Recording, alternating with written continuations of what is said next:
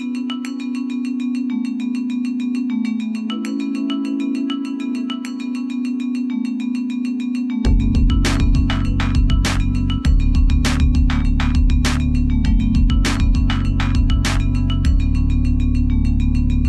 there and welcome back to Pastryology by Vimal, where I share easy and delicious dessert recipe.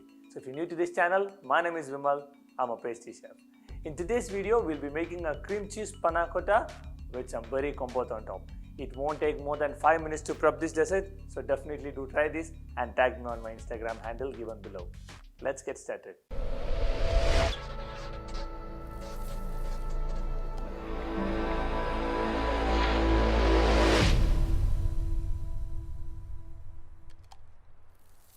This is a gluten-free dessert, which means there is no flour in this recipe, and if you substitute your gelatin with any vegetarian-based gelatin or agar-agar, you can make this a eggless vegetarian dessert. Now to make the panna cotta, you need 200 grams of fresh cream, 60 grams of sugar, 40 grams of cream cheese, 3 grams of gelatin and 1 lemon. Start the process by blooming 3 grams of gelatin into 20 ml of water. Give it a good mix and set it aside. In a heavy bottom pan, take your cream cheese and sugar. Add 1 lemon zest into it and give it a good boil.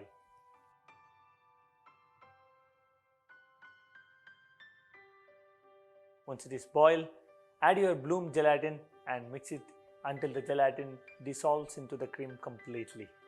Pour it into the glass and set it in the refrigerator for 2 to 3 hours, or the panna cotta sets completely. Now that our panna cotta is ready, let's set it in the refrigerator, and meanwhile, let's make some berry compote. I'll be using some frozen berries to make this. You can even use fresh berries or any fruit of your choice. I'll be adding some orange skin in the recipe instead of zest, so that once the flavor is infused in the berry, I can remove the orange skin out of it. You can even use orange zest if you wish to.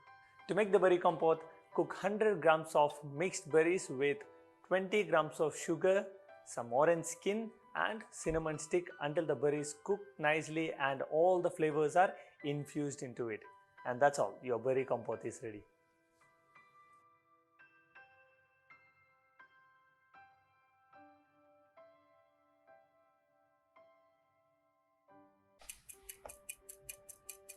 Once your panna cotta is set and berry compote is cool, top your dessert with generous amount of berry compote and serve it cold.